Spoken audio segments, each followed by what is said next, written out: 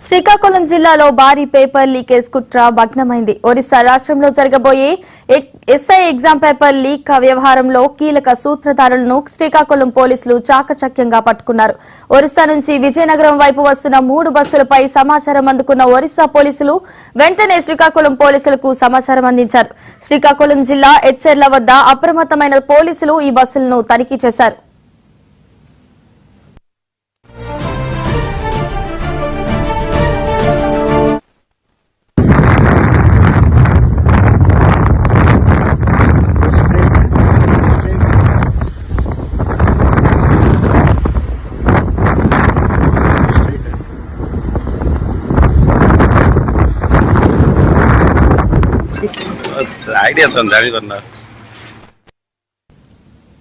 ఈ తనిఖీల్లో 114 మంది ఎస్ఐ అభ్యర్థులతో పాటు వారిని తీసుకెళ్తున్న 3 ఏజెంట్లను అరెస్ట్ చేశారు.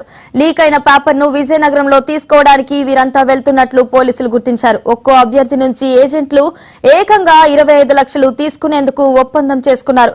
పరీక్షకు ముందు 10 లక్షలు, ఫలితాల తర్వాత 15 లక్షలు తీసుకునేలా ఈ డీల్ కుదిరింది. నిందితులను, అభ్యర్థులను శ్రీకాకుళం డీఎస్సీ బృందం ఒరిస్సా పోలీసులకు అప్పగించింది. ఈ భారీ స్కామ్ పై ఒరిస్సా పోలీసులు దర్యాప్తు చేస్తున్నారు.